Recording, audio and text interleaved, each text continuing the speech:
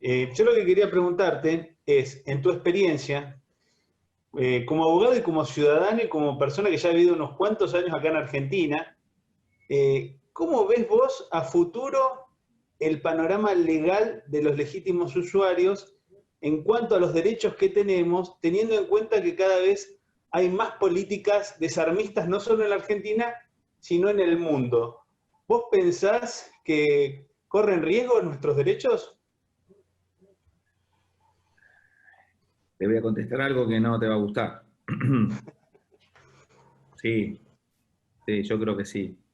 Yo creo que la ola de inseguridad, el desmanejo, el desconocimiento, incide directamente en nosotros, ¿eh? En lo que nos gusta tirar, en lo que nos gustan las armas, sí, directamente. Porque es tan difícil en un estado, en el estado latinoamericano en general, tener controles. Yo estoy seguro que mucha de la gente que tiene esta idea prohibitiva conoce bien la situación, pero es tan difícil discernir, ¿entendés? Cuando hay tanta inseguridad y cuando los niveles de inseguridad crecen y no decrecen, quién es la persona que va a hacer bien las cosas con el arma y quién no. Que bueno, igual sin perjuicio de esto, yo creo que de alguna manera aislarnos o quitarnos derechos genera aún más inseguridad, ¿eh? Porque al tipo que le gusta un arma, ¿eh? Lo pones en un brete, porque le van a seguir gustando las armas. Esto es como que me digas vos mañana, si me gustan los autos. Bueno, a partir de mañana no te gustan más los autos. No podés manejar. Te saco la licencia. ¿Por qué? Y porque podés chocar. Sí, puedo chocar, es cierto, puedo chocar, pero ¿vos qué harías? Un día vas a pasar por la puerta de tu casa, vas a ver tu auto, ¿eh? Vas a ver tu auto y vas a ver, la puta, mía, no lo puedo manejar. Te voy a poner la Ferrari que decía hoy el doctor. Al segundo día pasás, ves el auto, y al tercer día, sin tu licencia, y una vueltita me doy. ¿Ves? Tal cual. Es así. Tal cual, lo que pasa es que nosotros los argentinos tenemos la particularidad de que nos resulta mucho más fácil prohibir que educar. Sí. Sí, puede Cuando, ser. cuando a la larga es mucho más barato y más beneficioso educar que prohibir. Sí, sí, sí. Bueno, Eso es lo que... José, Claro. tenemos una gran crisis de educación. Esto, o sea, el principio de todo esto, el principio de los problemas económicos, los problemas morales, los problemas de seguridad, en nuestra educación, ¿eh? Donde tenemos pibes que no tienen código, no tienen ética, están sin esperanza. Entonces, todas esas situaciones que tienen que ver con la educación, porque si vos le das educación a la gente, le das posibilidades. Hoy tenemos una crisis, la peor crisis de nuestro Estado, más allá de todas las que tenemos, es la de educación. Seba,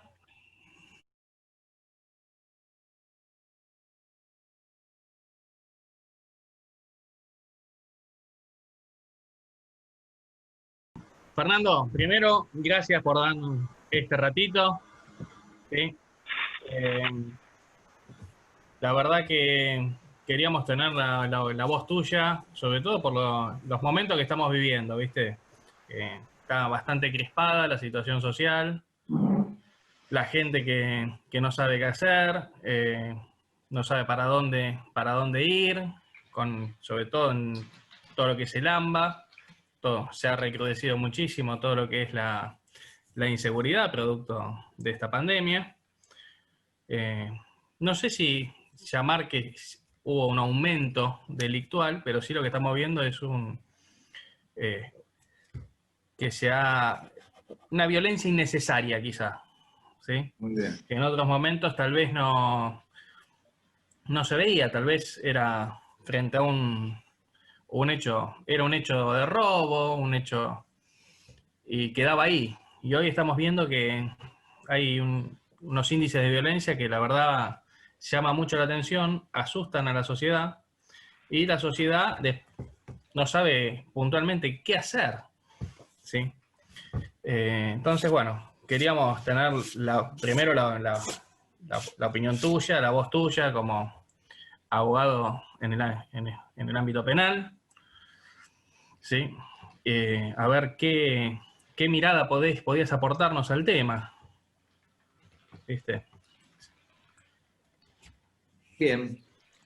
Bueno, José, primero permitime decirles que es un honor estar acá frente a ustedes hablando, que me presten atención. Sabés que hablar, exponer ideas y que le presten atención es algo que desde mi interior me regocija mucho y por eso lo agradezco sinceramente. También permitime agradecerle a Cara, que fue quien en definitiva me ha convocado para poder hablar con ustedes y decirte, bueno, obviamente, en el tema propiamente de lo que es la inseguridad, que es más o menos lo que hace descripto en lo que es la violencia inusitada que hoy una gran cantidad de delincuentes muestran, es parte de esto mismo, ¿no? Parte de la inseguridad o seguridad. Que a esta altura ya debería ser tratado como un tema no menor. Yo soy uno de los que empuja a tratar la inseguridad como una ciencia.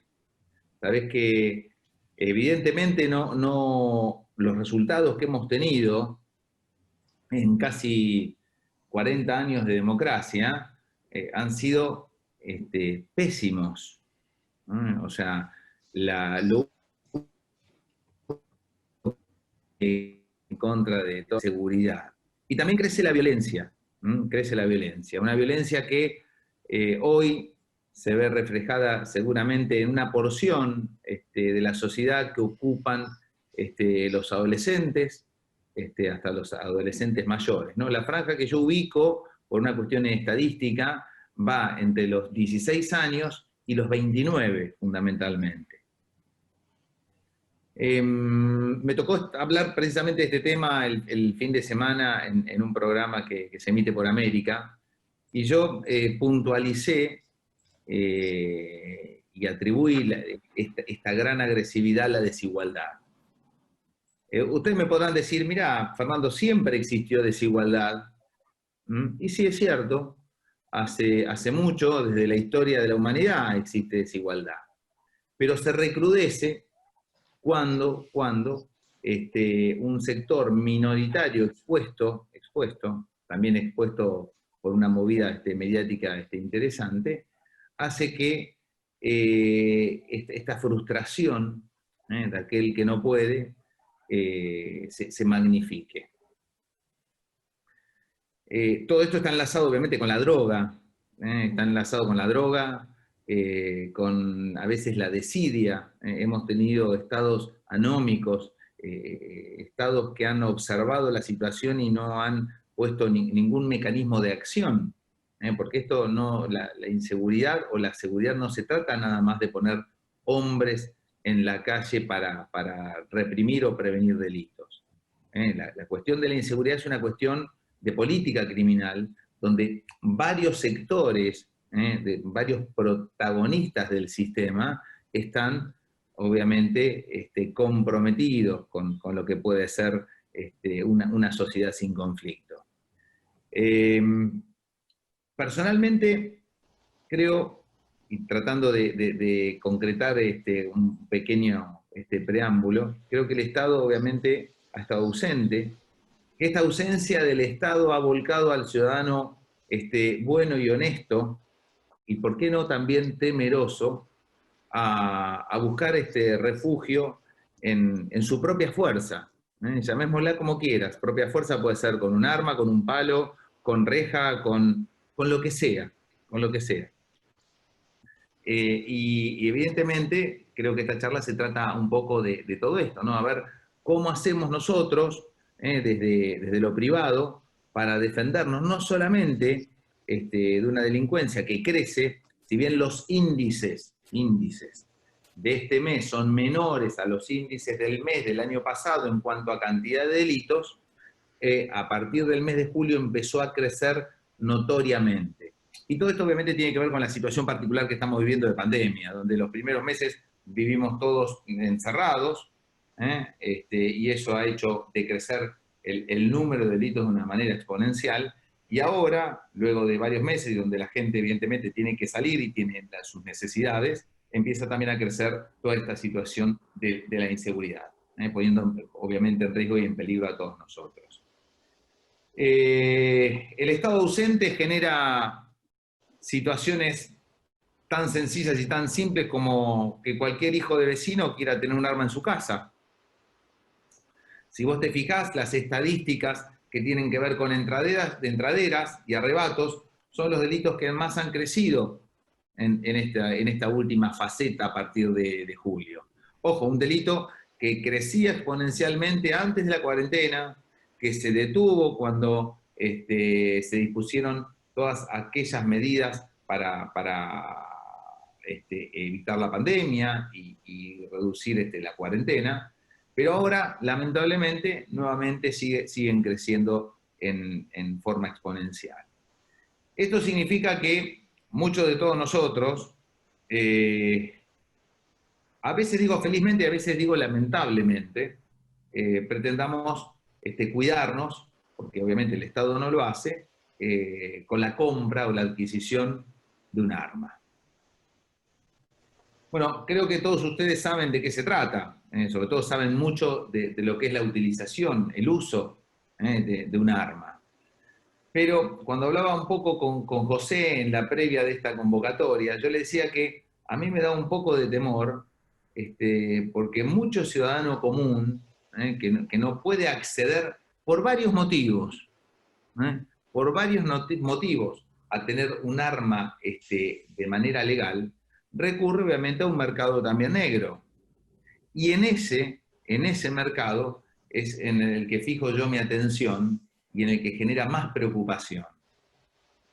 Tenemos hoy por hoy autoridades que se han abrazado a esta pseudo intención del Estado de desarme, y que obviamente en conjunción con esa idea que viene ya de hace unos años, genera que hoy tener o portar un arma sea prácticamente una misión imposible para todos, para el menos capaz y para el más capaz. Para el campeón de tiro es un obstáculo y es un problema acceder a todos los permisos. Y el segundo obstáculo que yo veo, si bien muchos de ustedes me podrán decir, bueno, portar un arma por todo un país es un derecho o un beneficio que se debe pagar. Bueno, están muy caros todo lo que es trámites tendientes a lo que puede ser la adquisición tanto de tenencia como portación de armas. Esos son obviamente los obstáculos que tenemos, los que sí saben de armas, para poder defenderse, por ejemplo, en su domicilio o frente a una situación ocasional de un asalto o una agresión o lo que sea. Pero bueno, esto te lo dejo tal vez como idea, estoy dispuesto y abierto a las preguntas que no, tal cual. Tal cual, Fernando. Mirá. Inicialmente pensaba hacer todo un marco y un cuadro de lo que se trata en la inseguridad, haciendo una crítica artera, obviamente, desde, en principio, la justicia hasta, obviamente, los órganos de prevención. Pero sé que los voy a cansar un poquito. Entonces, si quieren, para hacer una charla un poco más móvil y más divertida, yo estoy acá atento a las preguntas que se les ocurran o quieran hacer, y que obviamente nos sirvan a todos para avanzar un poquito más. No, mira. Que es el noble deporte, porque yo realmente lo veo como un deporte muy noble, que es el de tiro.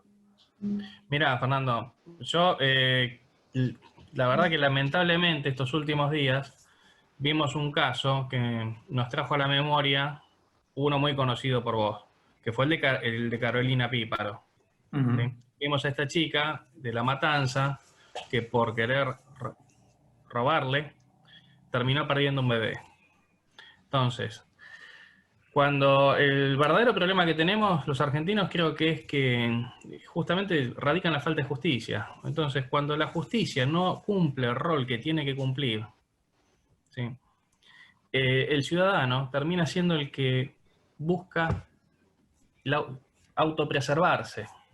Y el único camino que conoce frente a esa autopreservación es muchas veces tener que repeler violencia con violencia, cuando en realidad lo que tendría que haber es una política criminal y una justicia direccionada a evitar, a la prevención, a sacar al tipo del delito y llevarlo hacia otro lugar, que es lo que no estamos viendo, pero ya hace muchos años que no lo vemos.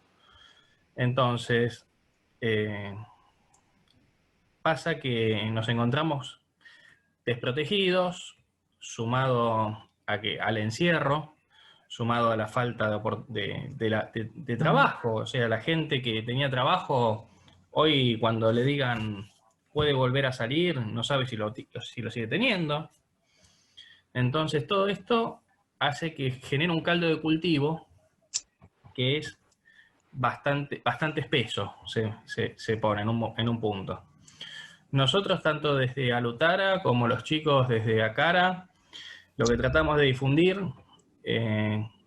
es simplemente el derecho que tenemos los argentinos de tener un arma de fuego para el uso que querramos darle dentro de la legalidad, ya sea el uso deportivo, el uso defensivo, el uso cinegético de la casa, pero el derecho. Nosotros no buscamos, por lo menos no salimos a pregonar que queremos que todo el mundo esté armado. No, nosotros decimos, quien quiera tener un arma de fuego en Argentina tiene el derecho de tenerla. Quien no quiere tenerla, nos parece fantástico que no la tenga. O sea, no vemos que haya una antagonía entre una cosa y la otra. Simplemente es un tema de respetar, ¿sí?, los derechos de quien quiera tenerla, que la tenga dentro del marco legal, siempre, y el que no quiere tenerla, que no la tenga. Lo que sucede es que nos ponen siempre en el lugar de que quienes nos gusta el tiro, las armas, somos gente violenta, ¿no? Yo siempre puse un ejemplo que tiene que ver con cuántos quilombos conoce la gente que ocurrieron en el tiro federal de Núñez y cuántos conocen que ocurrieron en la cancha de River.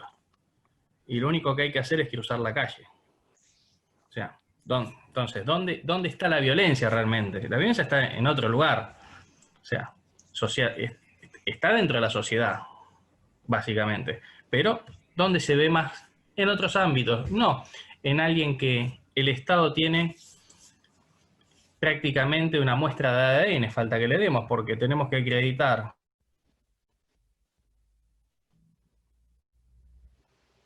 Parece que se tilda. Se le cortó una Sigo yo. Dale. Ahí. Sí, tenemos que acreditar una serie de requisitos que vos lo tuviste que acreditar, como todos los legítimos usuarios o quienes pretenden serlo, para poder acceder a esa categoría y poder adquirir armas. Y parafraseando un poquito lo que estaba diciendo José María y que comenzaste bien a decir vos, es una cuestión social, pero la asociación no va a modificar a la sociedad. O sea, porque para eso tenés que modificar culturalmente algo, y el problema grave que tiene la Argentina, la base de todo, es un problema cultural. O sea, si vos tenés chanchos, no van a elegir, vamos a decir, lo tenemos en los grandes referentes políticos, ¿no es cierto? Que algunos no salieron del secundario y ya están dirigiendo los destinos de un país. El tema pasa básicamente porque hay un derecho constitucional, derechos legales inclusive, y es un derecho que tenemos. Pero nosotros remarcamos en la asociación, como asociación, que si bien vos tenés el derecho, como toda, tenés la obligación. Y la obligación de toda persona que acceda a un arma es capacitarse. Esto es como que a mí me des una Ferrari que me meta por la Panamericana y no saqué el registro, recién lo saqué ayer, y me metan 8 carriles la Panamericana y es una locura. Entonces, el tema pasa por la logicidad, ¿sí?, de la capacitación. Si vos estás capacitado no hay problema. El problema de la violencia no es un problema del arma, es un problema de la persona. La violenta es la persona, no es el arma, ni ningún otro elemento cualquiera. Eso lo sabemos y hay ejemplos hay kilómetros de ejemplos sobre eso. La violencia es una cuestión cultural, es una cuestión de la persona. En una misma situación, las reacciones son distintas. Tenés 20 casos, tenés 20 reacciones distintas, porque vamos a decir, el bagaje cultural que viene atrás te hace actuar de manera distinta, ¿sí? Entonces, la premisa principal de la asociación hacia la sociedad es: nosotros no vamos a cambiar culturalmente a la sociedad, pero queremos influir en aquel sector de la sociedad que por alguna circunstancia de fuerza mayor como la que estamos viviendo, en el sentido de encontrarse desamparado y solo, toma la decisión de adquirir un arma por defensa. Ahí radica el problema. Hay que comprar un arma para ir al polígono y practicar, no porque el tipo sabe lo que está haciendo, va a interiorizarse de las normas de seguridad, va a ir a un lugar adecuado. No, el temor mío es aquella persona que compra el arma por izquierda, primero, o que la compra por derecha y no se capacita. El que no se capacita, ya sea por derecha o por izquierda, con buen fin, no el que la compra por izquierda no porque no para delinquir, sino para defenderse, porque no tiene los recursos económicos para hacerlo como corresponde. Pero lo importante es que si no está capacitado, es un riesgo para él, para su entorno familiar y para el resto de la sociedad. Y pueden ocurrir circunstancias que son fácilmente evitables con ponerse ciertas premisas en la cabeza. Mi vida corre riesgo, me defiendo. Mi vida no corre riesgo, me quedo en mi casa. Para eso está la policía afuera. Yo no tengo que salir a correr a nadie ni nada por el estilo, ¿sí? Ni soy Superman. Y eso de ver demasiadas películas donde Sarah Crawford en el aire hace 40 tiros y cambia de cargador antes de caer al piso, es película. Y siempre caen y nunca están lastimados. Entonces nosotros tenemos que entrar, eso es lo que tenemos que informar como asociación o como profesionales, cada uno en nuestro ámbito, que estamos en llevar la realidad, mostrar la realidad. Tenés derecho a tener un arma, pero tenés la obligación de capacitarte. Eso es por un lado. No vamos a cambiar la cultura, por la cultura es una política de Estado. Lo mismo que sabemos perfectamente que poner 90.000 policías como hay en la provincia de Buenos Aires no te va a solucionar el problema. Si la policía no está capacitada, mucho menos. ¿Qué es lo que ocurre? Lamentablemente. Muchos de nosotros tenemos armas y no las podemos portar. Y realmente estamos capacitados. Pero vos tenés de 90.000 policías, te aseguro, y vos lo sabés perfectamente, como cualquiera de este grupo o de los que nos están escuchando, que de 90.000 policías, y te hablo en provincia de Buenos Aires, más de uno no tiró 5 tiros en el año. O sea, el 90%, no te voy a dar una cifra porque no la tengo, pero es una realidad, porque con cada policía que hablo, me dice, no, y la bala, no tiene bala, jefe, porque yo realmente tiene que comprarse las balas. Y sabemos que las balas bajan, pero no llegan a quien deben llegar. Los tipos no están capacitados. Y 2 por 3 estamos encontrándonos con accidentes ocurridos en etapa de instrucción de policías. ¿Por qué? Porque hasta la instrucción es mediocre. El instructor en muchos casos, no en todos, porque yo conozco policías que realmente son señores, ¿sí? Pero realmente no podemos depender de una policía de ese tipo. Y la policía hay que meterse en la cabeza, y esto decirse a la sociedad, que cuando lleva un arma no lleva para defenderme a mí. Primero que el arma la lleva para defensa propia. Él tiene el arma. Yo no tengo un policía acá al lado mío que me va a defender. El tipo va a asistir. Y si se encuentra con un hecho delictivo y hay tiroteo, el tipo sí considera que tiene que sacar. Porque en este país, lamentablemente, donde vos te encontrás con 5 delincuentes que te están atacando con 12,5, con lo que quieras, con antiaérea, el tipo saca una pistolita 9 milímetros de Morondanca, llega de rebote, le llega a matar a alguno, el lío lo tiene el policía y no el delincuente que estaba artillado. ¿Me explico? No, entonces, tal cual, Américo.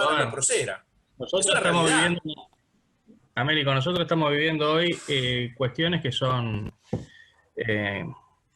tan contradictorias como otra cosa. Fíjate que hemos naturalizado que todos los días muera gente en distintos hechos delictivos de una manera ya que hace que cuando sucede al revés, cuando el ciudadano es quien se defiende, cobra una relevancia por encima, digamos, de cualquier cosa.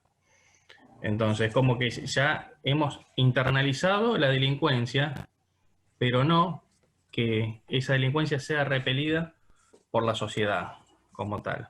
Entonces, después cuando suceden estos hechos, nos encontramos con, como el caso del jubilado de Quilmes, nos encontramos con estas días y días y días de programas de televisión, ¿sí? Debatiendo cuestiones que en realidad ni siquiera le son achacables al pobre jubilado. O sea, acá lo que quien hay que sentar es al Estado y que diga, bueno, señores, ¿cuál es su política de criminal y su política de seguridad? Entonces, Fernando, mira, yo lo que quería, los chicos de acá de los canales... Déjame aclararte algo nomás, son Sí. dos cosas muy breves. Punto uno, no hay ninguna duda que el personal policial en gran cantidad ni siquiera está capacitado para esgrimir un arma. No solamente para tenerla enfundada, sino para esgrimirla. No tiene ningún tipo de instrucción posterior a lo que es todo aquello que es instrucción inicial. Es una gran verdad. Es más, nosotros ya hace tiempo estamos tratando de llevarle polígonos virtuales a la policía para que por lo menos en su vida el policía tenga en un año no menos de 100 o 200 disparos, que es una situación inviable para el policía e inviable económicamente para la provincia o para cualquier estado. O sea, lamentablemente no tenemos. Hubo novedades con virtual o ningún tipo de novedad, no hay uno solo dando vueltas ahí por el país y realmente puede ser una buena forma de que el policía, que es la persona que debe cuidarnos, tenga en principio el entrenamiento adecuado. El segundo tema que te voy a aclarar es que pensar en un Estado perfecto en la Argentina es realmente una irrealidad. Y no es una realidad de pocos años, es una realidad ya de cara al futuro prácticamente imposible de realizar. Entonces, frente a este tipo de situaciones, lo que mejor podemos hacer nosotros, obviamente, es tratar de aportarle ideas y desde cada uno, desde cada sitial o lugar que ocupe, que puede generar algún tipo de idea u opinión para mejorar esta situación, que no descanse, que lo haga, porque realmente va a ser muy beneficioso para el Estado. Sobre todo para todos, para vivir en sociedad. Tratar de vivir en un país con mediana seguridad es otra irrealidad. O sea, lo que uno ve de cara a un futuro cercano y lejano es una situación de gran, pero gran conflicto. La idea del mercado negro es lo que a mí me preocupa, porque es esa persona que no tiene ningún tipo de instrucción, no conoce de armas, desconoce de municiones, desconoce ese enlace entre el hombre, la munición y el arma propiamente dicha. Entonces, cuando a mí me preguntan, ¿nos tenemos que armar? No, a esa persona yo no la quiero armada, porque esa persona pone en peligro y en riesgo, como muy bien dijo el doctor, a sí mismo, a su familia, a los vecinos y totalmente a todos. Tal cual. Por eso, mira, Fernando, por eso nosotros lo que quisimos hacer con los chicos, que ellos tienen sus canales, todos referidos al tema armas, tiro, era que recolectaran de todo el público que tienen, cuáles eran las preguntas más frecuentes que hay. Bien. ¿Sí? Bien. Entonces me gustaría, Pablo, que... Sí. Bueno, antes que nada quería agradecerles a todos por estar. Bueno, con los chicos de los canales conformamos lo que es la agrupación de ACARA, que le pusimos el nombre de Agrupación de Canales de Armas de la República Argentina, con la idea de defender los derechos de los legítimos usuarios y de alguna manera que la sociedad nos conozca, que sepa lo que hacemos y que no nos metan a todos en la misma bolsa como tienen armas, son personas violentas o quieren hacer cosas que no se deben. Entonces, bueno, básicamente con lo que decía el doctor Burlando, en relación a la gente que tiene armas, yo separaría en relación a lo que son los legítimos usuarios que tienen todo en regla, que se capacitan, que tienen la idoneidad en el uso y manejo de armas de fuego, y la gente que simplemente se compra un arma porque tuvo un hecho de inseguridad, la guarda en un cajón y nunca tiró un tiro en su vida. Entonces ahí esa persona que no está capacitada y no tiene entrenamiento va a tener un riesgo para ella misma y para sus familiares y el entorno de la sociedad. Entonces creo que habría que dividir eso. Nosotros acá en los canales, la mayoría vamos seguido a disparar, y haciendo la comparación con el tema de la policía, quizás entre nosotros hay algunos que disparan 500 tiros por semana, y algunos efectivos policiales tienen esa cantidad en un año, o incluso ni siquiera se acercan. Entonces, esa es la diferencia. Exacto. Entonces, esa es la diferencia entre estar capacitado, tener la posibilidad de demostrar que uno tiene armas y las sabe utilizar y sabe discernir cuándo utilizarla, porque eso es muy importante. No quiere decir que si uno tiene portación y se encuentra en un hecho de inseguridad, enseguida va a sacar su arma. Tiene que analizar psicológicamente, estar preparado, analizar y ver cuál es la posibilidad de, incluso teniendo portación y teniendo un arma, salir de esa situación sin necesidad de disparar un tiro. Entonces, quizás ahí hay que hacer hincapié. Así que bueno, no sé, José María, si preferís que empecemos con las preguntas. Sí. Pregunta Pablo. Bueno, mi canal en YouTube se llama Stopping Power. Hace ya varios años que estoy con esto, intentando difundir, que la gente conozca lo que es ser legítimo usuario y tener armas. Y bueno, a lo largo de este tiempo me estuvieron llegando varias preguntas, y una de ellas, que me preguntaron bastante, y me da curiosidad saber qué opina el doctor Burlando, es si un legítimo usuario solicita la aportación de armas cumpliendo todos los requisitos legales, o sea, idoneidad, el tema físico, psicológico, y al MAC, sí, todo. Todo. O sea, es una persona que puede comprobar sin ningún tipo de duda que está capacitada. Y ANMAC responde de forma negativa. O sea, según la opinión, usted considera que si la persona tiene que hacer uso del arma, ¿puede en la defensa utilizar este argumento? Es decir, yo solicité la aportación, pero no me la dieron por la burocracia que hay, y yo tuve que utilizar el arma. ¿Hay un atenuante? ¿Hay alguna posibilidad de decir, yo la solicité y no me la dieron, pero tuve que portar igual por una situación ajena a mí? Mira, yo te voy a contar algo que tiene que ver con una realidad. A veces, varios de los ejemplos que José me pasaba, tienen que ver con algo tan simple como, no sé, como tener licencia para conducir. En el caso, obviamente, de que vos tengas que utilizar un arma y no estés con las autorizaciones correspondientes, no tengas duda, vas a tener un problema. No importa lo noble del acto anterior, sí te digo que después vas a tener un problema con la justicia.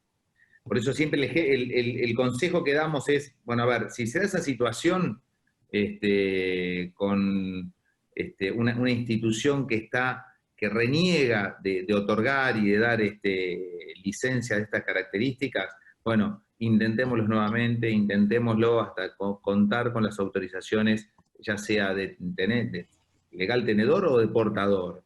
Son las dos alternativas que uno puede tener y por las que puede, si le gusta el tiro y si le gusta, obviamente, por algún motivo portar armas, le gusta o debe portar armas, hay que sí o sí solicitarlas. O sea, vos vas a tener un episodio en tu casa, en tu domicilio, en la calle, con un arma que está en las condiciones que vos me describís, y seguramente, esto no te quite derechos. Por ejemplo, si vos actuás en legítima defensa, con una causa de justificación, como puede ser la legítima defensa, esto no va a incidir en lo que es la legítima defensa, que vos tengas un arma no autorizada. Pero seguramente después, la justicia, si hace las cosas bien, deberá formar una investigación por la tenencia o por la aportación del arma que que vos tenías. ¿Qué es lo que te quiero decir? Las penas para el portador o para el tenedor de una manera ilegal son penas bastante duras en el Código Penal. Entonces, cuidémonos, no cometamos imprudencias, porque la justicia siempre reacciona en una línea, podemos decir, de una manera similar, pero a veces tiene situaciones de tratamiento diferente para la gente. ¿Entendés? Pues decís, che, Burlando, ¿qué me estás diciendo? ¿Que no somos todos iguales ante la ley? Bueno, lamentablemente te tengo que decir que no somos todos iguales ante la ley. Y mirá, te pongo un ejemplo. Cuando pasó el hecho de Bonadío, que en paz descanse, ¿se acuerdan del juez Bonadío? Sí. Bueno, pasó un hecho tremendo de donde la legítima defensa, sin lugar a dudas, estaba presente, pero el juez ni siquiera fue procesado. Si a vos te pasa ese mismo episodio con tu arma en legal forma tenida por vos y portada por vos, yo te garantizo que vas a estar preso un buen tiempo. Hasta que se determine claramente el hecho o la causal de justificación, no tengas duda. Seguramente Bonadío no fue ni un minuto, ni un minuto. Así que no somos todos iguales ante la ley. Sí, es lo que yo aconsejo en base a las preguntas. Discúlpame, José María. Tal cual. Ahora, ¿cómo se ha modificado en este último tiempo la jurisprudencia, sobre todo en la provincia de Buenos Aires? Sí. Se te cortó, O José. sea, Sí. como cuando la gente que se encuentra juzgada por un par que vive en las mismas condiciones que ellos, o sea, como ya la óptica por la cual se ven las situaciones es totalmente distinta a la de los magistrados. A ver, no te escuché toda la moción, pero te voy a decir, mirá. No, te decía, Fernando, que desde que están los juicios por jurados en la provincia de Buenos Aires, cómo se ha modificado, ¿no?, la jurisprudencia en determinados temas. Porque cuando vos sos juzgado por un par tuyo que vive las mismas realidades que vive todo el mundo, ya es visto por otra óptica. Mirá, los hechos. Es muy inteligente lo que decís, y te voy a decir algo. Por ejemplo, el tema del jubilado, yo optaría por el juicio por jurados, en el tema del jubilado. Hay una situación muy dudosa posterior al episodio de la legítima defensa, o del exceso en la legítima defensa. Muy dudoso. Yo lo llevaría a juicio por jurados. Los jueces puede ser que le hagan pasar un mal paso, un mal trance. Hay juicios que evidentemente a uno conviene optar por una forma u otra forma de procedimiento, y es el que me comentaste es uno de ellos. Después hubo un caso, mirá, que si bien no se usaron armas, se usó un arma impropia, en Cañuelas. En Cañuelas un hombre que encontró 3 personas robando dentro de su campo, salió con su camioneta y por una cuestión de culpa o de negligencia termina tocando a uno de los delincuentes, y esa persona, dentro de su campo, esa persona todavía está detenida. Todavía está detenida. Entonces, tal cual. Imagínate lo que es la justicia, lo maleable y lo débil que es el criterio, sobre todo cuando vos tenés muchos fiscales que da la sensación que lo único que quieren hacer es estadística. ¿Entendés? Da esa sensación. O sea, son personas con poca experiencia, que no entienden lo que es para el ciudadano noble y honesto meterse de lleno en un hecho de estas características, y bueno, y sin embargo se la hacen pasar mal. Este hombre en Cañuelas, por ejemplo, es un empresario de agrícola y está todavía preso, y no creo que salga por mucho tiempo. Esa es la perspectiva que nosotros observamos. Entonces, el impacto de los medios es importante, el juicio por jurados es determinante. Ahora, ¿vos por qué creés que todavía no lo tenemos instaurado en todo el territorio, ¿no? O sea, ¿Es por un tema de pérdida de poder de los jueces? No. Mira, esto tiene que ver con un sistema procesal. La reforma procesal, una vez que todos los países latinoamericanos ganaron democracia, la idea fue inicialmente instalar el sistema acusatorio. En el sistema acusatorio está precisamente esa chance, esa posibilidad también de terminar con el juicio por jurados. Casi todas las constituciones de los países, no de Europa, latinoamericanos, tienen desde sus orígenes, imagínate Argentina del 50, mira hace cuánto tiempo, del 850, tienen establecido el juicio por jurados. Muchos son reacios a este tipo de juicios por diversos motivos. Muchos opinan, entre otras cosas, ojo, yo en algún momento opiné eso, que la madurez social no estaba en condiciones de afrontar juicios de estas características, que son obviamente mucho más caros, aparte económicamente, que los juicios normales, donde vos tenés juez fiscal que se le paga mensualmente. Acá tenés que agregar presupuesto para un sinnúmero de situaciones, entre ellos salas especiales, pagarle al jurado, mantenerlo abstraído y con un tipo de abducción intelectual durante el trámite del juicio, y en realidad debería ser desde antes, ¿no? Entonces, estamos en un país complicado y Latinoamérica tiene esa temática. Por otro lado, vos pensás que venimos de un sistema muy inquisitivo, y ese sistema generó que, por ejemplo, cuando uno instaló el sistema acusatorio, lejos de reformular la actividad del fiscal, había países, por ejemplo Chile, que tenía 2 o 3 fiscales para todo el territorio. O sea, el que mandaba era el juez de instrucción. Entonces, vos tenías una justicia muy injusta donde el juez decidía todo. A quién ponía preso y a quién condenaba. Imagínate que el mismo juez que te metía preso, después tu causa llegaba a sentencia. Pero bueno, es parte de una problemática un poquito más larga, sí. Es tal vez para otra charla. Pero va a demorar que todo un país tenga este sistema. Vos sabés que las provincias son, en definitiva, técnicamente, las que proveen de este tipo de juicio. Esto no es una cuestión que nacionalmente se pueda cambiar para todo el país, sino cada provincia tiene que elegir su procedimiento. Y vamos en ese camino, va en el camino primero acusatorio y después el juicio por jurados, pero esa es la tendencia, lenta como tortuga, pero es la tendencia.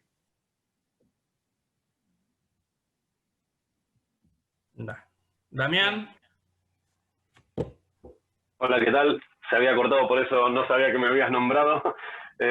Muchas gracias por esta oportunidad. Bueno, nada, me sumo también a ese agradecimiento que decía Pablo recién de Stopping Power. Mi nombre es Damián, mi canal se llama Tiradores Argentinos, y bueno, comencé con todo esto hace bastante menos que Pablo, pero igual, bueno, hay mucha ida y vuelta justamente con los suscriptores, por las temáticas que hacemos, muchos vivos donde intercambiamos con nuestros suscriptores, y ahí surgen, ¿no?, estas preguntas, y la que quería traer hoy era, aprovechando justamente al doctor Burlando con la vasta experiencia que tiene, era ir bien concreto a si conoce algún caso real, porque esto creo que es lo más rico. Las cuestiones técnicas, digo, ya las hemos hablado en otros vivos, nosotros en esta agrupación de canales hay 2 abogados, entonces hay cuestiones técnicas que la gente ya lo escuchó, entonces me parece muy rico poder preguntar sobre si hay algún caso real que nos quiera contar o que conozca el doctor Burlando con respecto a el uso de munición de punta expansiva o punta hueca, como se le quiera llamar, en casos de legítima defensa. O sea, legítimos usuarios defendiéndose, pongamos el caso más fácil, que es dentro de su casa, y tenía punta hueca, y si conoce algún caso que eso, el tribunal, o en tribunales, ¿no?, en el juicio, determinó un agravante o determinó que el veredicto sea negativo para la víctima, para el que se defendió con este tipo de munición. Gracias. Un placer, un gusto muy grande, un gusto muy grande. Déjame contarte algo. Recién hablábamos de un caso puntual que era el del doctor Bonadío. Bonadío tenía una Glock y la munición era punta hueca. Bien. Pero te voy a contar otro caso, mirá, y que también fue tratado por nuestras oficinas, que fue el de Carolina Píparo. Vos me estás haciendo una pregunta que tiene que ver con una situación donde la legítima defensa no tendría que estar presente. Porque si es un caso de legítima defensa, el hecho de la punta hueca o no punta hueca, al no ser punible, ni siquiera se considera, ¿se entiende? Bien. Eso tenía entendido, por eso quería aprovechar su... punible. Bien, Vos metés perfecto. punta hueca, es una falta administrativa, si querés. Bien. Pero nada más que eso, y desde el punto de vista legal, no hay casos, porque incluso yo soy un estudioso de la situación, que hayan perjudicado a nadie ni hayan variado la situación de justificación Procesal. o de estado de necesidad. Ahora, te voy a poner, mira, vos querías casos, ¿no? Te voy a dar otro caso que manejó el estudio, que es el de Carolina Píparo. En Carolina Píparo nosotros vamos, obviamente había 6 o 7 personas imputadas. Cuando le solicitamos pena, nosotros pedimos la pena de reclusión perpetua, y así salió en el tribunal oral. Y te voy a contar algo. A Carolina Píparo, cuando matan a Isidro, que estaba en su vientre, en realidad a Carolina le hacen un disparo en el abdomen, provoca eso el parto, Isidro puede nacer y vive horas hasta horas después del episodio. Bueno, en ese caso, también se utilizó, era una pistola de calibre chico, pero con punta hueca. Obviamente ustedes saben más que yo qué es lo que genera la punta hueca. Sí. Yo voy a tratar de conseguirles esa pericia, porque precisamente determina la pericia médica los efectos de un proyectil de estas características. Porque el proyectil se introduce en el cuerpo y lejos de tener una dirección, empieza como loco a dispersarse por todo el organismo de la víctima. Por todo el organismo de Carolina. Cuando va a casación el expediente y hacen algunos cambios respecto de la calificación mínimos, generaron que pasó de una pena indivisible a divisible. Ustedes saben que las penas en el Código Penal pueden ser, por ejemplo, la prisión perpetua no tiene mínimo y máximo. En el caso de un homicidio calificado, la pena es prisión o reclusión perpetua, pero no se puede graduar. Pero al transformar la pena en divisible, lo que hizo el Tribunal de Casación fue precisamente valorar la agravante de la punta hueca del proyectil. En este caso, había 7 personas detenidas, se evaluó puntualmente uno a uno, la situación procesal de cada uno de los detenidos, y se llegó a la conclusión, o situación después apelada por nosotros a la Corte, de que el único que debía pagar con un agravante, la posesión del arma de uso civil y la munición prohibida, fue Moreno, uno de los imputados. Los demás no se consideró ese agravante, pero sí significó agravar la pena de quien disparó o portaba el arma. ¿Se entiende? Muy bien. Y déjame repreguntarte, ¿se agravó esa pena por haber sido el que disparó el arma? Te lo repregunto si bien lo dijiste, pero digo para que no haya duda. ¿Por haber disparado Obviamente. el arma o por tener la punta hueca también? Doblemente. Por ser el portador del arma, por la pelea. Acá en el Código Penal se establece, en el artículo 40 y 41, establecen los agravantes y atenuantes. Uno de los agravantes es la extensión del daño, que nosotros hicimos mucha, más allá de la peligrosidad de esta gente, etcétera, etcétera, yo hablé mucho de la extensión del daño. No solamente a primera vista económico, moral, social, sino también la extensión del daño que generaba un proyectil de estas características. Bien. Bien, pero en un caso, perdón, de legítima defensa decías que eso no tiene incidencia porque justamente alguien se está defendiendo, no cuenta. En este caso estamos hablando de un asesinato, ¿no? De un homicidio.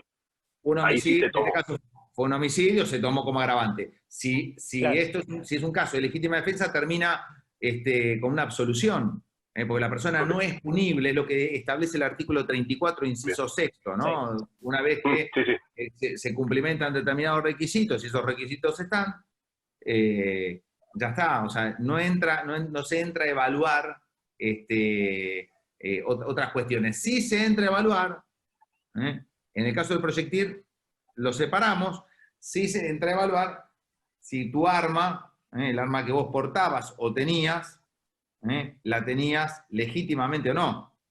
Claro. Bien. Porque hay otros delitos. Sí, Ahí eso está, es otra. la posible tenencia, la posible portación, por eso vas a pagar. Ya sea arma de uso civil o de guerra. Ahí pagás. Obviamente que es menor la situación y siempre la justicia, una vez que esto llega a sentencia, a jurado o a juez o a juicio oral, son muy contemplativos porque evidentemente hay que ponerse, ¿no?, en la piel, en la carne y en la cabeza de alguien que sufre y es víctima de un delito, ¿no? Tal cual. Bueno, muchas gracias, Fernando, por considerar y responder esta pregunta, y bueno, y saludo también a mis suscriptores. Muchas gracias. Un placer y un saludo a los suscriptores también, Te hago una Gracias. consulta. ¿Vos qué crees que tuvieron en cuenta los legisladores en el caso del artículo 189 bis, cuando establecen que el uso, digamos, la tenencia o la aportación de un arma irregular, ¿sí? Respecto de los calibres, 22, cuando son calibres de uso civil solamente y no de uso civil condicional, que la disminución en la pena, porque en definitiva termina siendo, jugando un papel preponderante respecto del agresor, o sea... Yo te puedo decir algo, Sí. opino lo que vos estás pensando, ¿eh? Yo creo que es una gran falla, un error. Para mí hay un pie de igualdad. La peligrosidad de un arma, de una persona que la porta con fines delictivos, es lo mismo que tenga un cañón, que tenga una lapicera pistola. Tal cual. O sea, yo opino eso. Y es más, creo que deberían darse licencias de manera más fácil y sancionar más gravemente al que porta un arma de una manera ilegal. ¿Entendés? A ver, yo voy a pedir mis permisos, no me tendrían que poner tanta traba. ¿Entendés? Porque realmente vos estás blanqueando una situación de deporte, de caza, de temor, de cuidarte, de lo que quieras. Ahora, vos andás por la calle sin las 10 autorizaciones, No, al horno. Yo agravaría las penas. Ojo, la aportación de arma de guerra tiene una sanción bastante picante, discúlpeme la expresión, es picante, no es salva, no es salva. O sea, estamos hablando de 3 años, de 3 a 6 meses.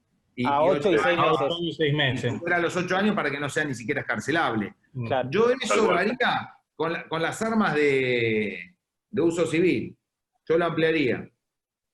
Tal cual. En esta misma idea de buscar seguridad, ¿entendés? O sea, explícame qué hace un tipo sin autorización en la calle, con un arma. Explícamelo. Ahora. Le doy fácilmente al que me viene a pedir un arma, si no tiene antecedentes, si cumple todos los requisitos, si sabe disparar, si tiene bien la cabeza, si sabe... Y aparte garpa, porque eso, el Estado te garpa, o sea, pagás una fortuna, ¿entendés? Para tener un arma. Sí. Estamos totalmente de acuerdo. Es más, es una locura, o sea, ya está, tengo un arma, compré el arma, activo un mercado que tiene que ver con también mecanismos de dar laburo, de dar muchas cosas. Vas a un tiro, hay gente... A veces el legislador, el político, no se da cuenta lo que genera solamente ir a una armería y comprar un arma. hay un sinnúmero de actividades que son tan importantes para la economía, tan importantes, que ojo, ahora en pandemia nos damos todo cuenta, pero antes no se daban cuenta. Bueno, vos fijate este detalle, ¿no? O sea, yo siempre hablo de la casa con Z, y hay muchos detractores de la casa, hoy por hoy, pero eso lo vemos mucho más acá en Capital, por una cuestión de idiosincrasia, pero en el interior del país, la casa no solamente es una actividad, en muchos casos es una necesidad. De alimentarse. Es una necesidad. Entonces, un poco nosotros lo que le planteamos al organismo es justamente que la condición de legítimo usuario tiene que ser accesible, porque la accesibilidad del legítimo usuario lo único que nos va a generar es tener un mercado blanco. O sea, nosotros lo que ahora, si el propio organismo es el que te pone cada vez más trabas, es el propio organismo el que te expulsa, ¿sí? El que las armas esas las convierte las pasa a un mercado gris, casi negro, y después ese mismo Estado es el que te termina sancionando por esas circunstancias, ¿no? Mirá, José, hay una gran desorientación. Esto es desorientación. Cuando yo te hablaba de política criminal, también criminal, uno tiene que evaluar la situación como un todo. O sea, tiene que evaluar, porque muchos se piensan que la inseguridad solamente tiene que ver con la policía, ¿entendés? O con la justicia. No, está el patronato de liberados, está quienes se encargan precisamente de otorgar esta clase de permisos, están la procuración. Hay un sinnúmero de situaciones que deberían coordinarse. Hay un sinnúmero de instituciones que deberían funcionar de manera coordinada. Y lo que no hay precisamente es coordinación. Vos fíjate, no hay coordinación ni siquiera entre la policía de la provincia, que cobra la mitad que lo que cobra el policía de la ciudad. Hay celos. Imagínate lo que es prefectura, gendarmería. Esto tiene que ser algo armonioso. Yo en su momento, en una propuesta de plan de seguridad, nosotros precisamente abramos un departamento de coordinación de fuerzas de seguridad. O sea que evidentemente luego se creó, pero no funciona. ¿Qué mejor para la seguridad y en contra del AMPA que trabajar todo de una manera coordinada? Gustavo. Ahora sí. Se aburrió, Gustavo, che, se aburrió. Acá estoy. ¿Qué tal? ¿Cómo estás, che? Bueno, muchísimas gracias por estar acá.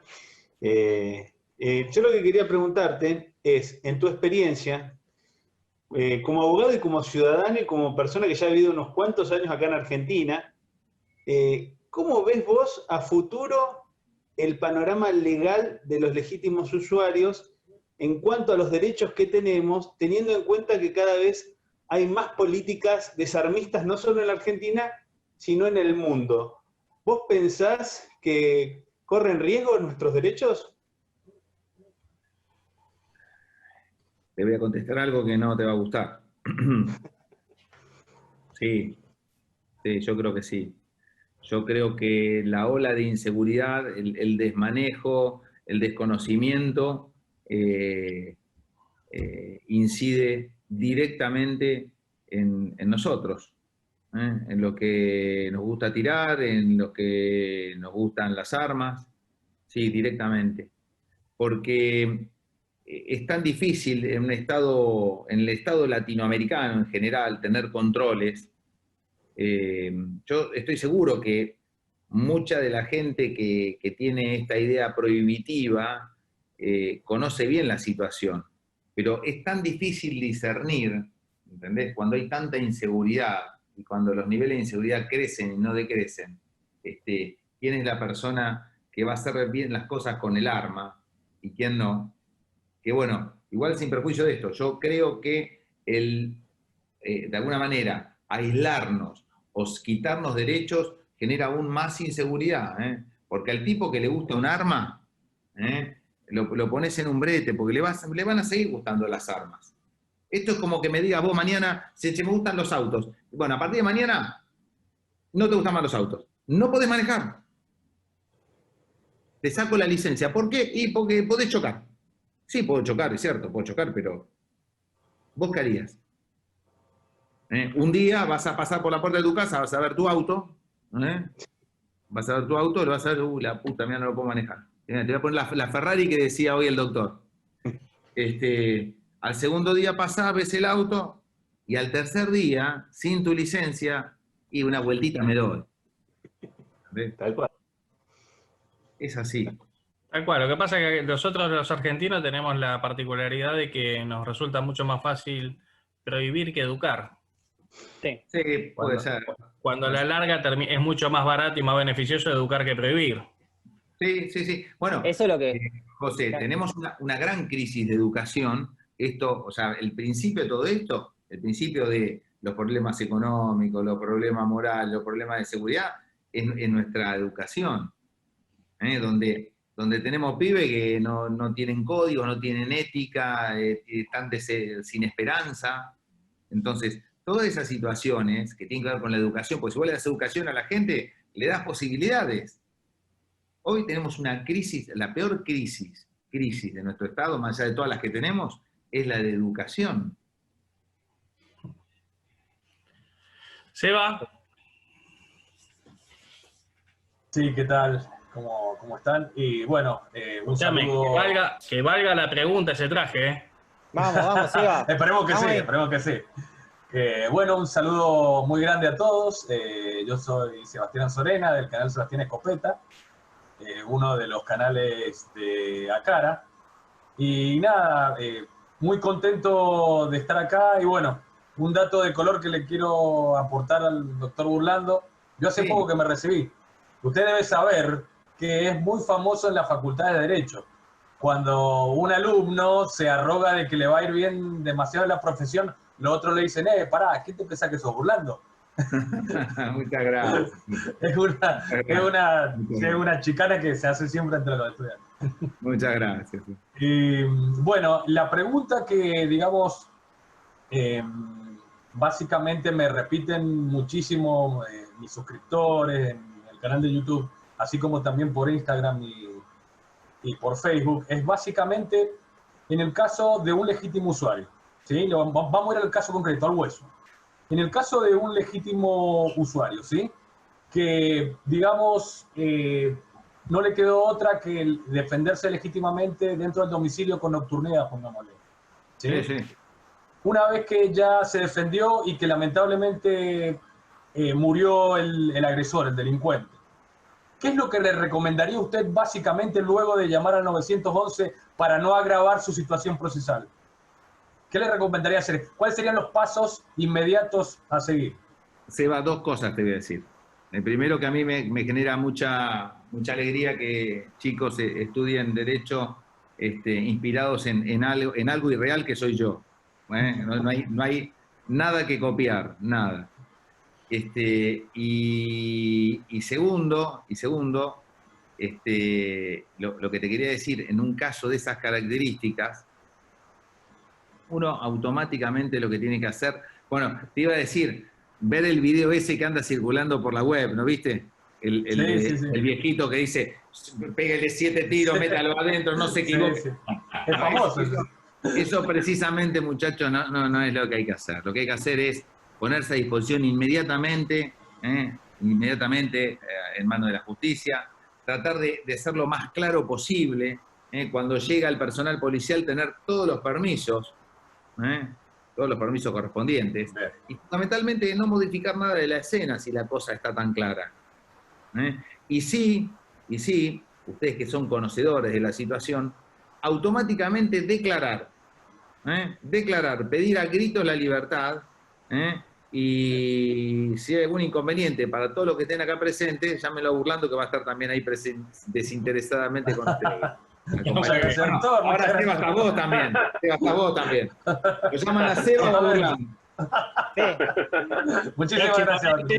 Próximamente vamos a tener el convenio en el cual los socios de Alutar y de Acara van a tener descuento acá en el estudio del doctor. Pará, con Sebastián o conmigo. Yo los atiendo gratis, no quiero, escúchame, tirar abajo a Seba.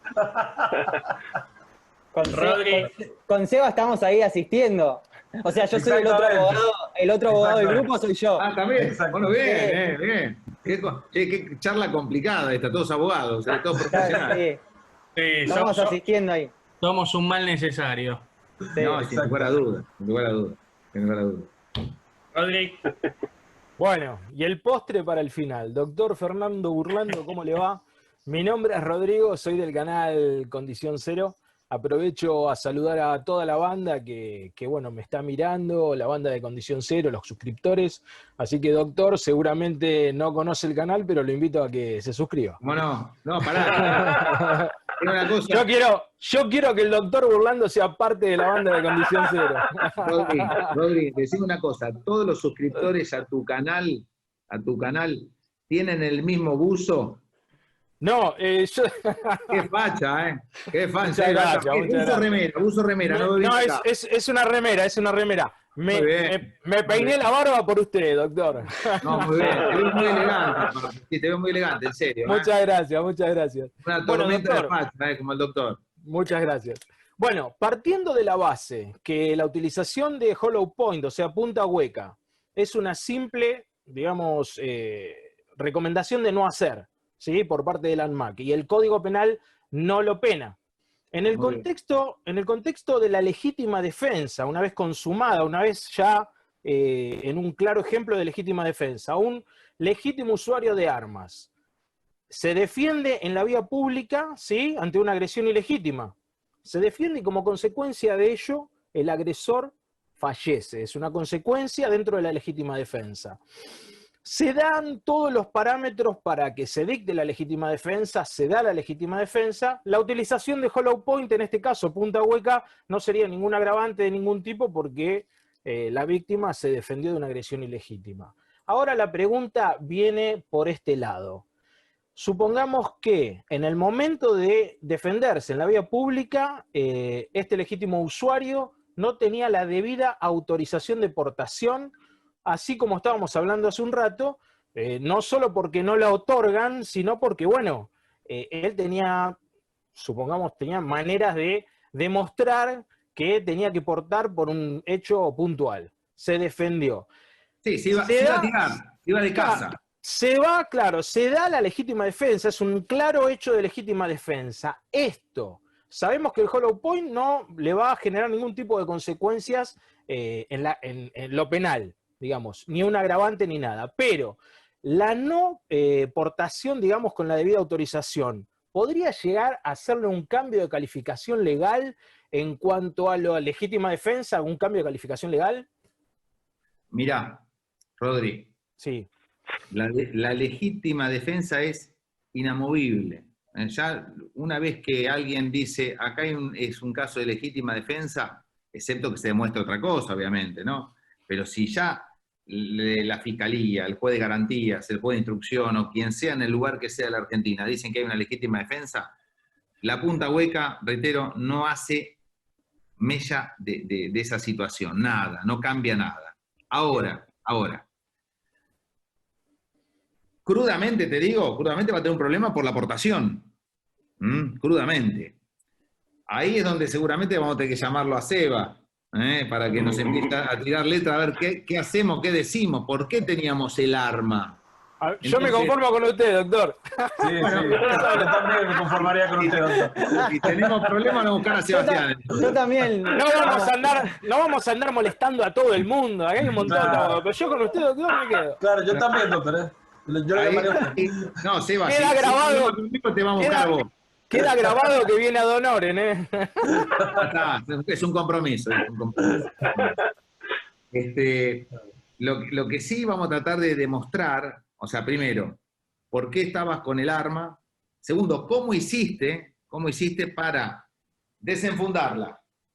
Ir a buscar las municiones, meter las municiones y tirar y que todo eso encuadre en una situación de legítima defensa. Porque eso es lo único que me hace un poquito de ruido del ejemplo que das. ¿Se entiende?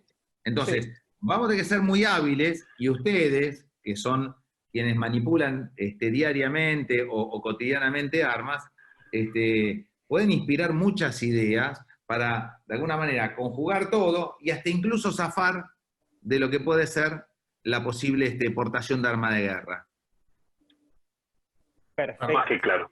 Perfecto, Claro. clarísimo. Fernando, quisiera cerrar con esta última.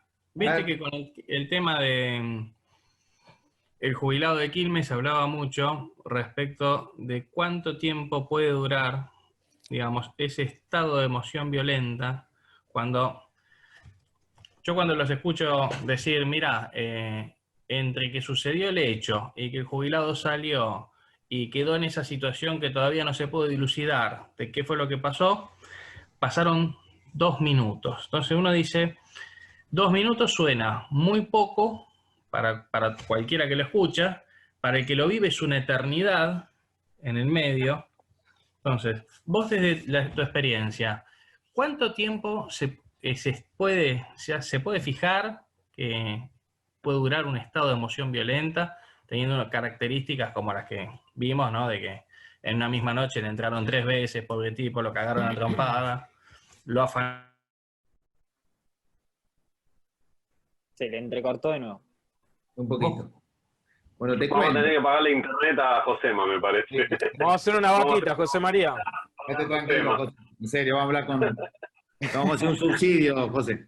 Dale. Y de paso, Ahora Rodri paso también. yo. Yo ya no tengo más problemas, ¿eh? Yo ya no tengo más problemas. Bueno, mirá, te puedo describir 3 situaciones. Primero la real, segundo la irreal, y tercero la ideal, o hasta incluso la que puede opinar, lo que puede llegar a interpretar la justicia. Son varias. A ver, cuando a uno le toca defender una situación de esas características, o sea, es bárbaro siempre defender a quien tratás de incorporar o de empujar a una legítima defensa. Y después les voy a contar un ejemplo que me pasó de un caso real que también para cerrar los va a divertir mucho. Pero mira, en un caso de esas características, yo voy a tratar de que si estuvo 7 horas dando vueltas buscando al último chorro, voy a tratar de que esté dentro de lo que es un episodio de emoción violenta, porque si no, es un crudo y real asesinato. No, es un fusilamiento. O sea, vos ves el video y decís, acá este hombre lo fusiló de una manera. Y en realidad, vos me preguntás, ¿puede estar emocionalmente? No tengas duda que puede, puede. A veces el tiempo, en esto de lo que es la emoción violenta tardía, puede perdurar durante ciertas instancias temporales. Esto en otra época no se evaluaba. En otra época, vos, la emoción violenta o el estado morboso de las facultades era cuando encontrabas, no sé, llegabas a tu casa y encontrabas a tu mujer con un tipo. O sea, no tenías que ir corriéndolo al tipo, tenías que matarlo en el lugar. ¿Entendés? Tenías que asesinarlo en ese momento. Si no, la justicia te arruinaba. Te arruinaba. Pero puede durar la emoción violenta. Y algún otro tipo de morbosidad también. Recuerden que el artículo 34 abre un abanico de situaciones, más allá de lo que es la emoción violenta, que no está en el 34, que habla de alteración morbosa de las facultades, la posibilidad de no poder dirigir tus acciones también es inimputabilidad. A veces uno está en una situación emocional que no puede dirigir sus acciones. Y eso lo hace inimputable. ¿Y quién te dice que toda esta situación al tipo lo hizo moverse de tal manera que no pudo controlarse? O sea, su estado de odio, su estado de resentimiento, su estado de emoción, yo apuntaría más que el estado de emoción violenta a este estado, al estado de no poder dirigir sus acciones. Fíjense después el artículo 34, en el inciso primero, está clarísimo, es fantástico, y te puede dar pie o apertura para otra situación mejor que la emoción violenta, porque primero planteas esto y después planteas la emoción violenta. Primero voy a la inimputabilidad completa, a la absolución, y la emoción violenta que me reduce pena. Yo, burlando, haría eso, analizándolo así livianamente, ¿no? Sin conocer mucho de la causa. Y le voy a contar una cosita que tal vez les sirva como experiencia respecto de la emoción violenta, ¿no? De la alteración morbosa de las facultades. Hace mucho me tocó defender a yo lo conté esta anécdota, pues es impresionante, todavía estoy impresionado yo.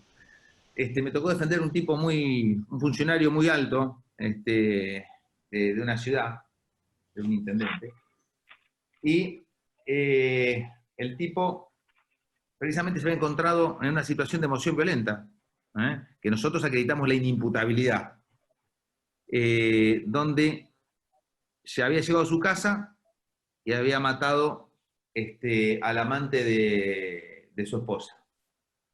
Llegó a la casa, volvió antes, no tiró piedra, no sé qué pasó, abre la puerta, se encuentra a su mujer con el amante. Bueno, un tipo que portaba armas, que manejaba muy bien armas, ¡pum!, le sacude 2 tiros, lo mata, me toca defenderlo. Bueno, durante la defensa, que fue estoy hablando, no sé, menos de un año, realmente fue un juicio bastante rápido, el tipo queda preso, le empiezan a hacer pericias para ver cuál era su estado emocional, y logramos determinar el estado de inimputabilidad.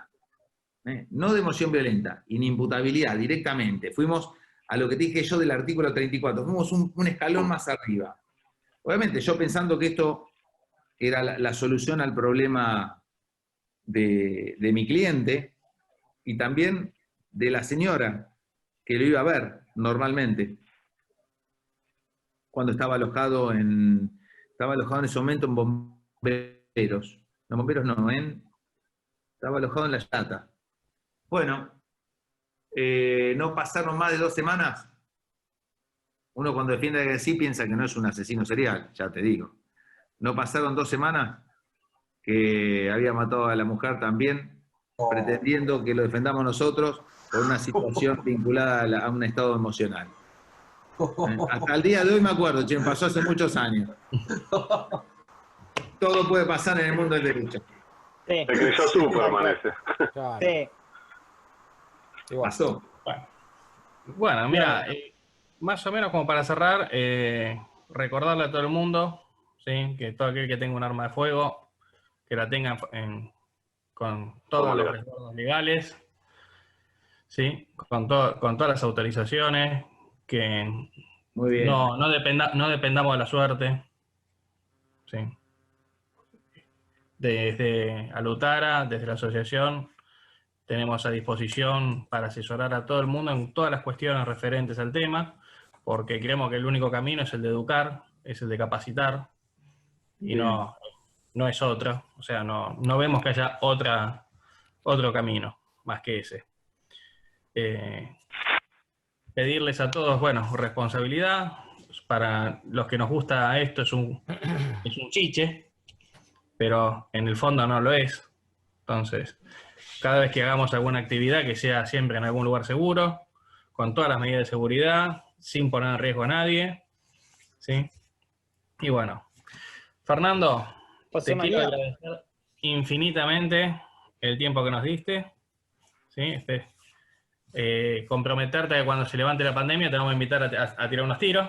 Ni hablar. ¿Eh? Supongo. Así que, Estaría buenísimo. Totalmente.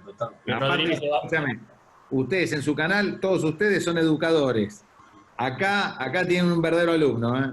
Gracias, Qué doctor. grande, Doc. No hay Qué problema, grande. no hay problema. Gracias, doctor. y José Rodrigo, María. Rodrigo te va a traer de regalo una remera como esa. Le mando una Rodrigo, remera, por favor. doctor. No Sí, por sé favor. dónde tengo que mandársela. Ah, estudio, mandale al la estudio. venga.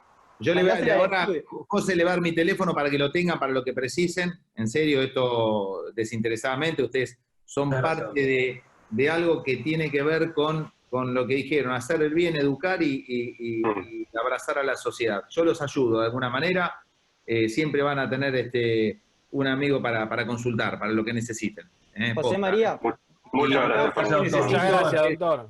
de los doctores que me manden el primer libro que hagan vinculado a armas, que me lo manden ¿sí? Sí, totalmente. dedicado, por favor. Sí, sí. Lleva aquí. Por favor, les pido a los dos, ¿eh? Sí, sí, por no hay favor. problema. No les pido nada de lo que facturen, solamente en obra literaria una dedicación. Excelente, doctor. Lo quiero José- parte de la banda, a ver cuándo se suscribe. Sí. José María, en cualquier momento, ¿me vas a decir algo? Sí, cómo no. Sí. Quería dar como un consejo a la gente que nos sigue, que son bastantes. En mi caso ya tengo más de 80.000 personas en el canal.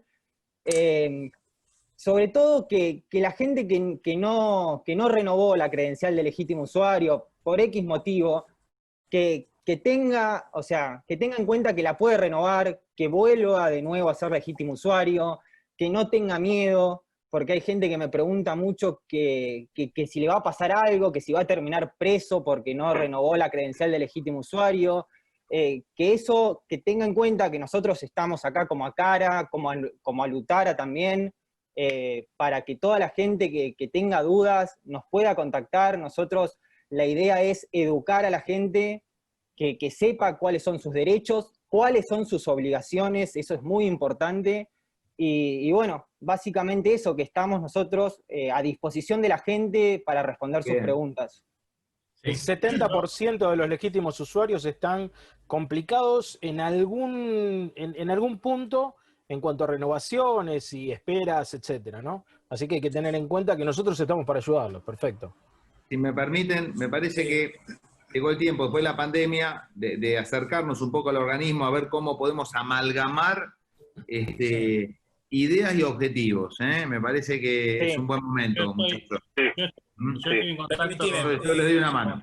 Estoy en contacto con las autoridades y ya hemos planteado inclusive que aquella gente que lo tenía vencido antes de la pandemia no le cobren las multas que habían, o sea, armar una campaña de regularización.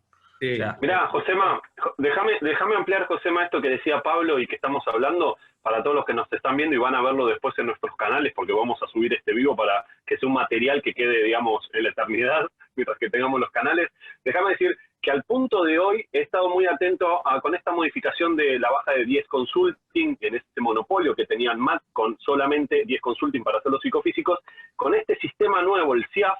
Ya hay un montón de profesionales anotados y he estado prestando mucha atención a grupos de Facebook o he averiguado en armerías y lo que antes salía 8.500 pesos más o menos hacer un CLU con renovación, ahora se puede estar consiguiendo lo más bajo que vi en una institución, en un tiro federal creo que en Mendoza, 4.500 pesos total, todo, idoneidad de tiros, psicofísicos, todo. Así que creo que está pasando lo que ANMAT estaba queriendo que suceda, que es que los costos bajen, que haya más competencia y no un monopolio. Así que también los quiero motivar a que averigüen porque se consigue por bastante menos de lo que nos salía antes hacer la renovación o el nuevo legítimo usuario que quiere entrar en este mundo, que no es tan caro como antes. Así que averigua, hay de todo. He visto 14.000 pesos, pero mucho menos también. Una cosita, creo que socialmente ustedes son muy importantes. Pueden ser un nexo ideal entre el organismo, la sociedad, el usuario y absolutamente toda esta cadena de gente que labura de esto, que es algo tan noble como yo lo veo como un deporte realmente. Discúlpenme, no puedo sacar esto de mi cabeza. Es un deporte, en parte es un deporte. Pensemos, proyectando un poquito para el futuro, en amalgamar, en serio, institucionalmente, y tratar de colaborar para que también colaboren con nosotros, para que la gente pueda regularizarse y todo esto sea más económico y todo lo que, bueno, en definitiva ha sido premisa y motivo de esta charla. Es que nos siguen muchas personas jóvenes, Fernando, como decías vos. Entonces, nosotros tenemos conciencia en los canales que nos siguen muchos que ni siquiera son legítimos usuarios. Entonces, no solo educamos al legítimo usuario, ¿no? y tratamos de contribuir, sino que ya estamos educando a una nueva generación y es recontra importante. A veces capaz no nos damos cuenta de esto y está bueno trabajar en conjunto. Sí, esto que quiero agregar, que Dami lo que está diciendo, también es ir un poco contra la corriente. Yo en mi caso, hoy esto muy concreto, mi hija hoy tiene 6 años, pero en el jardín de 3, 4 y 5 estuvieron haciendo la semana del desarme tratando de concientizarle a los niños que si tienen un arma tienen un problema. Y es ir en contra lo que les están enseñando en el colegio. Fui a hablar al colegio, me dijeron que venía por currícula y no pude hacer nada. Lo único que hizo mi hija, y que bueno, lo charlamos en casa porque mi hija sabe sobre el tema de, digamos, de seguridad de armas de fuego, hoy tiene 6 años, lo único que ganamos fue que mi hija tenga una semana extra de vacaciones. Esa semana del desarme, mi hija no fue al colegio, sala de 3, 4 y 5. Nosotros lo que tenemos que hacer es, obviamente que hay una política que va en contra de todo lo que nosotros defendemos, y el único camino que tenemos es el de educar. Nada más. O sea, claro. Hay cosas presentes, porque lo que cuenta Rodrigo es muy importante, que detrás de tal vez de la currícula equivocada o no, yo creo que sí, estuvo la familia presente, ¿no? Estuvo un papá explicándole de qué se trataba la realidad. Así que, o sea, siempre yo digo lo mismo, o sea, quienes nos educan se pueden equivocar, lo importante es que también como soporte exista algo así tan lindo como lo que comentó Rodri, ¿no? Dos cosas, Gracias, permitime doctor. dos cosas. Dos cosas, permitime. La primera es que hay que aclarar a toda la sociedad o a los legítimos usuarios que los vencimientos se postergaron, o sea, están prorrogados los vencimientos de las credenciales hasta que se levante el tema de la pandemia, estén trabajando bien como corresponde en el ANMAT y esté aceitado el tema para la tramitación de las credenciales de legítimo usuario. Por el otro lado, el tema de la educación no es un tema de error, es un tema de política. Termino, casi.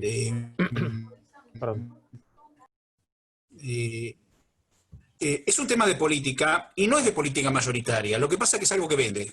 La mayoría en el país, si vos tomás la mayoría, que no es Capital Federal solamente, sino que todo, no tienen adversión a las armas.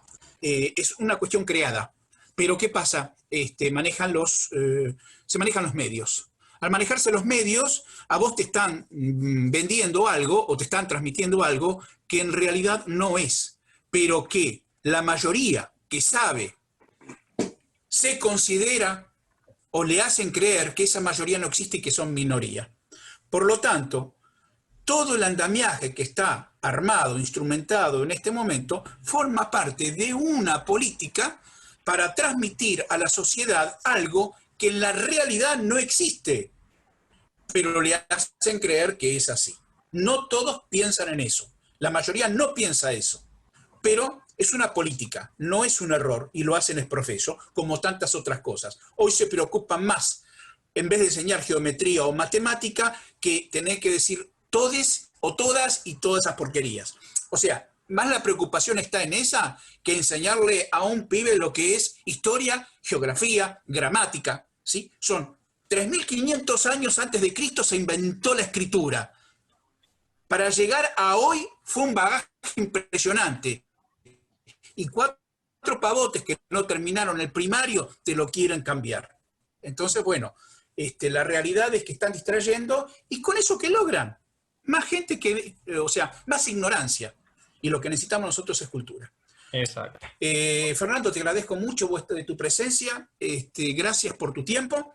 Gracias porque a la gente que las preguntas que respondiste son preguntas que normalmente muchos las responden, pero viniendo de una voz calificada como la tuya y conocida como la tuya, es como que hace carne. Te agradezco muchísimo en nombre de todos los miembros de Alutara, de todos los socios de Alutara y del resto del grupo de Acara, que los chicos que están impulsando esta actividad que es preciosa. Muchas gracias de mi parte. Muchísimas gracias. Fernando, Gracias a todos.